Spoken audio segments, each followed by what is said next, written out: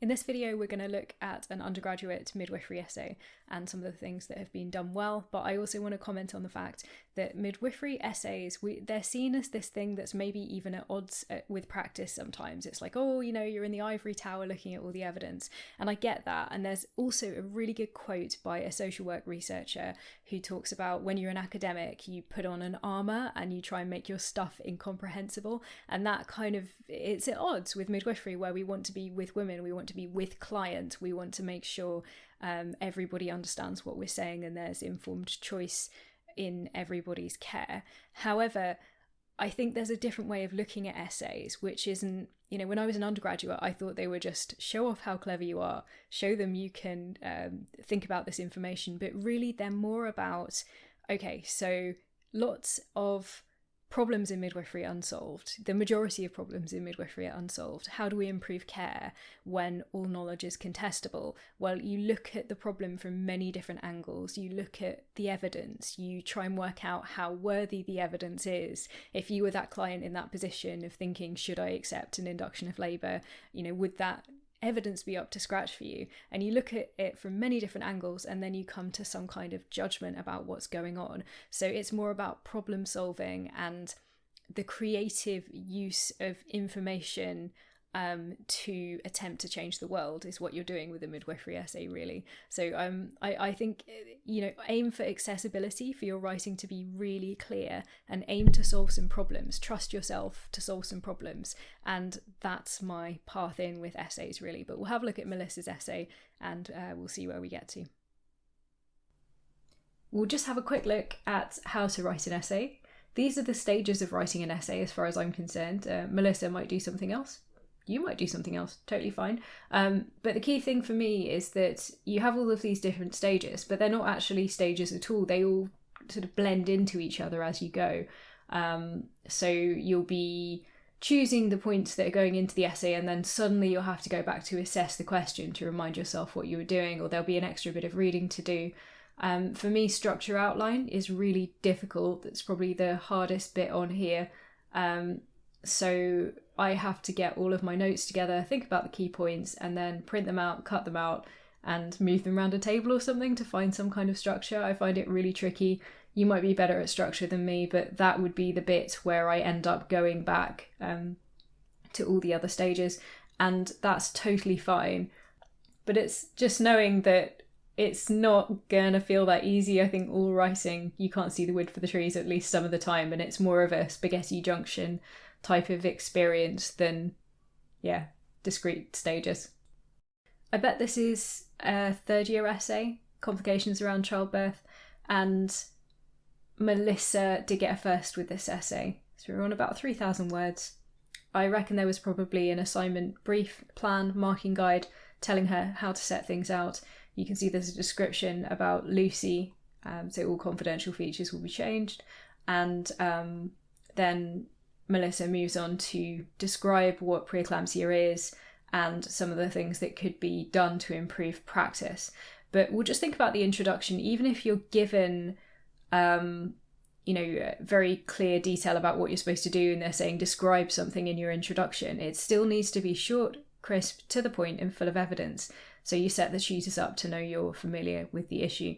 And this is great because, you know, what Melissa has achieved is really good, because often students, including me, can spend a while threatening to get on with the essay. We say things like, in this essay I will, and I am going to explore, and finally I will. And that's all fine. And there is a bit of that. You know, this essay will firstly look at the diagnosis, but it has to be really detailed, specific evidence right from the start is going to be what'll score you the marks. And there are a couple of key areas that Melissa has focused on.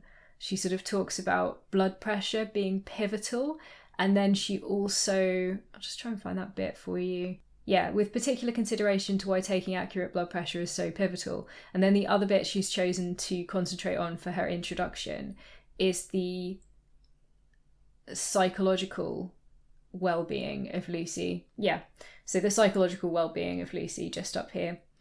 And I'm also a fan of the tables. It would have been easy just to make a decision to list all of these details about parameters in a sentence, but instead Melissa has gone for these very clear tables with highlighting, and it's a creative decision using a table. You know, essay writing is about examining objective evidence, but how you do that is up to you. So it is a creative decision. And I can just imagine her being on shift and sort of having a table a bit like this in her notes, perhaps. So we know exactly what's most important, and we can imagine her being brilliant in practice. So that's great to begin with. There's excellent structure of paragraphs going on. An easy way of remembering how to structure paragraphs when you're writing an essay is point, evidence, explain. And you can see what Melissa's done here. So we're talking about the correct size cuff. This is important. There's some evidence about why can increase the systolic value of the blood pressure by up to 80 millimeters of mercury. That's really huge. And so the evidence around this, we've got clinical decisions made by healthcare professionals, and also moving towards what the multidisciplinary team can do based on the good information from the correct size cuff, and then onto the safety of mother and baby. And this is what's so good about Melissa's writing. She doesn't just go for the obvious stuff. She's always asking, she's got point, evidence, explain, but when she's saying something like, make sure you use the correct size cuff, she's clearly thinking to herself, but why? Why? And we get all the way from correct size cuff, make a note of it, here are the references, and to the NMC code, working in partnership to deliver seamless care, and members of the multidisciplinary team all having the common objective of providing the best possible service for the women. So we've gone right back to what midwives do and our key role. So it just goes very much beyond the obvious.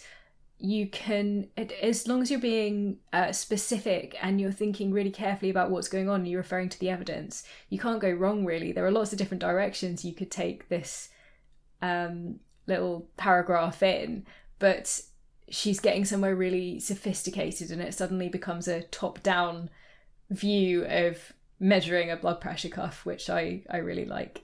Critical evaluation is the main part of this essay, which is great. This is what we should be aiming for as you progress through your degree, more and more critical evaluation. You don't have to be an expert, but you do have to get stuck in and think about things, come to some kind of conclusion, some kind of evidence-based conclusion, and they're expecting you to be an undergrad at this point. You don't have to be solving PhD level stuff, but just explain what went on. Even in the introduction, if we go back up here, there is criticism of the care based on evidence. So Lucy was attached to a CTG. That was to do with the prolonged deceleration. Poor Lucy, it sounds like she had a really rough time. CTG, despite guidelines advising that CTG tracing should not be carried out more than weekly if fetal monitoring results are normal, Lucy was attached to the monitor for 30 minutes every morning. So it's looking at what went on. It's not taking it at face value. It's trying to, not in a negative way, but it's just trying to pick up on some of the things that could be debated in the care. And that's, it's wonderful to see really sharp criticisms of what's going on early, and that's the kind of thing as well that will score you marks. In terms of the critical analysis ongoing, there's a good order and structure to the description to begin with, and Melissa always goes further. Every sentence is very dense in terms of information, and when we get stuck not knowing what to say and waffling, I think this comes from not truly understanding the information, and you need to get very specific. You can use the so what rule. So let's have a look. So here is a good example. So PET presents in the later stages of pregnancy. Its origins lie in the earlier phases with abnormal placentation. So this is just information taken from textbooks. It's changed into Melissa's own language, but really she's just channeling Stables and Rankin here, and she's really understood what's going on, and she's put it in her own formal language, but also it's not overly crafted. This is the other thing. It's not really beautiful and flowery, and I think sometimes I'm guilty of, and I'm sure other people are guilty of, trying to make what we're saying really impressive, whereas if you just put what's going on simply, but you've truly understood the most complicated physiology and you can explain it back, I mean, that's amazing. And it's a beautiful thing in itself. You get these stacked sentences of all of this stuff happening. I mean, PET is a complex disease and we don't understand much of it, but there's really a deep dive going on here, and it's great. We can get stuck into that. The next thing Melissa has done really well is referencing. Usually we say one reference for every one peer-reviewed reference for about every 200 words is one of the things I've heard on undergraduate degrees. I noticed that Melissa has gone above and beyond. There are well over 40 references here, and I know that one of my essays recently, that it was the same thing. I used 30 references for 2,000 words, I think, something like that. If you give a range of sources, I mean, most of them should be research published within the last few years, but also a few books is a great idea, a few classic books. Code and Dunstall, Anatomy and Physiology, that kind of thing. And mid-ears, they do these packs, like evidence packs, for looking at up-to-date evidence that can be really helpful. We've also got a few guidelines, so I hope that gives you an idea. But Melissa has used, it's a huge amount of work, but it's exceptionally well evidenced, and that's what you should be going for. And then if we scroll to the conclusion, the introduction and the conclusion are where you can say what you actually think.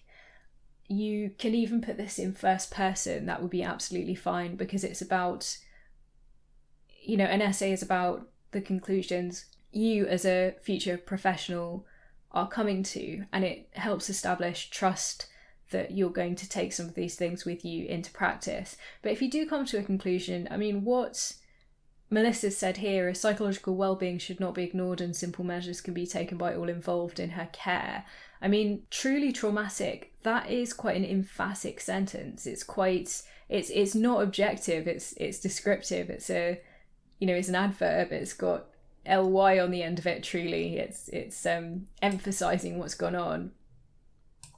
And I don't think we can dispute the fact that preeclampsia is really daunting, is really traumatic for any family, any woman, any client. But it helps if in your essay you have argued the reverse of your conclusion.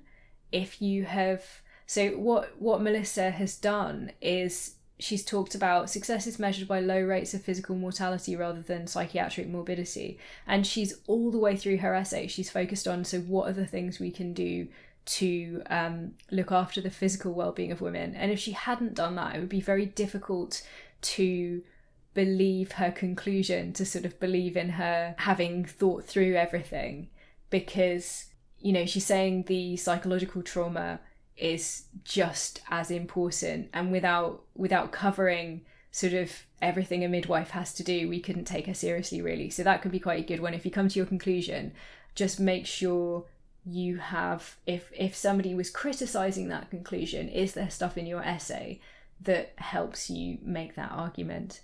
So big thanks to Melissa for giving us her essay for us to have a look at, and you can check the link below to see the whole thing. And I hope this is helpful. Essay writing is a process.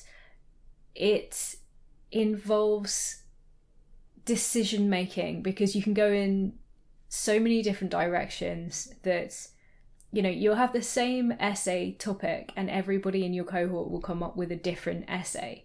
And that's because these are all judgment calls. And for me, this means it's a creative act. And I think that's why I enjoy it so much. I think there's an Anne Patchett quote about writing being miserable, but stay with it because it's the best thing in the world. And I do think that after you've written an essay, don't you look back on it and think, oh, actually that was really interesting, and I like the fact it's hanging together so well, and you've got this tight chain of reasoning around something that you think may be true in midwifery, or maybe you don't think it's true. It's just an exercise in, I'm going to explore some of these sources and see how they slot together on this day, and that's totally fine as well. But for such a process, you may want to be really kind to yourself. You may I do a lot of essay writing. To be honest, I put Big Bang Theory on in the background for the first little bit of the research, and that seems to take the edge off for it for me. And yeah, just being totally honest about that. Okay, good luck everybody. Take care.